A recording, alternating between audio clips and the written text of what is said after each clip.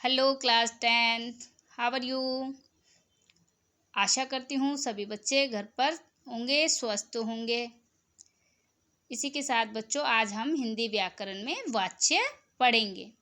वाच्य वाच्य सुनने में वाक्य का समानार्थक शब्द लगता है, लग रहा है ना वाच्य।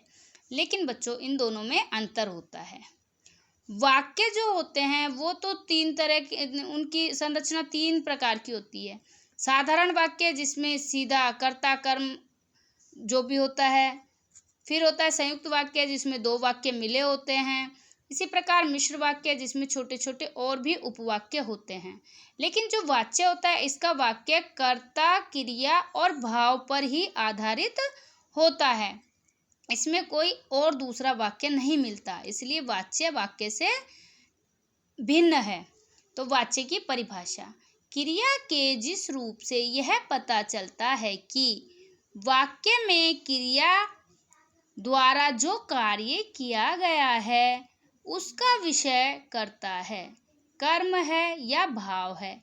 इस प्रकार जिस प्रक्रिया से क्रिया के संबंध का पता चलता है उसे वाच्य कहते हैं। वाच्य के तीन भेद होते हैं, कर्तृवाच्य, कर्मवाच्य, भाववाच्य। कृतवाच्य पहला, क्रिया के जिस रूप से यह पता चलता है कि क्रिया का प्रधान विषय कर्ता है, अर्थात क्रिया का प्रयोग कर्ता के अनुसार होता है और लिंग व वचन भी कर्ता के अनुसार होता है, उसे कर्तव्यवाच्य कहते हैं। जैसे मैं पुस्तक पढ़ता हूँ। दूसरा आता है हमारा कर्मवाच्य, क्रिया के जिस रूप से पता लगे कि क्रिया का प्रयोग कर्म के अनुसार हुआ है उसे कर्मवाच्य कहते हैं। मेरे द्वारा पुस्तक पढ़ी जाती है, ये कौन सा वाच्य हुआ? कर्मवाच्य।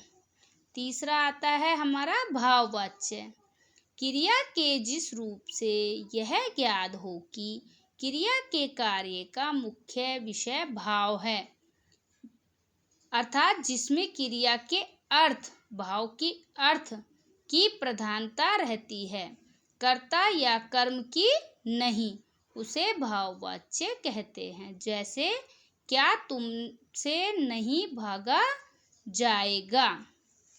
तीनों वाच्यों के बारे में बच्चों हमने पढ़ा। अब इससे संबंधित कुछ महत्वपूर्ण बातें हैं। जो कर्तवाच्य होता है वह सकर्मक और अकर्मक दोनों प्रकार की क्रिया से होता है, दोनों प्रकार की क्रियाओं से बनता है जो कृतवाच्य होता है। इसी के साथ जो कर्मवाच्य है केवल सकर्मक क्रिया में होता है और भाववाच्य है वो केवल अकर्मक क्रियाओं में होता है। तो बच्चों मैंने आपको जो आगे वीडियो में पढ़ाया है आशा करती हूँ कि सभी बच्चे उसे ध्यान से सुनेंगे और समझेंगे। जब आपको वीडियो समझ आएगा तो मैंने आपके लिए गृह कार्य बनाया है, तो आप समझकर गृह कार्य करें। पहला प्रश्न है वाच्य की परिभाषा लिखिए। दूसरा प्रश्न है वाच्य के कितने भेद होते हैं, नाम लिखिए।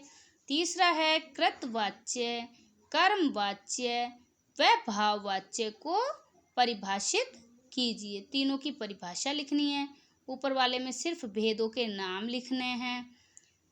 अंत में बच्चों यही कहूँगी, घर पर रहें, सुरक्षित रहें, अपने साथ साथ अपने बड़ों का भी ध्यान रखें, ख्याल रखें। धन्यवाद।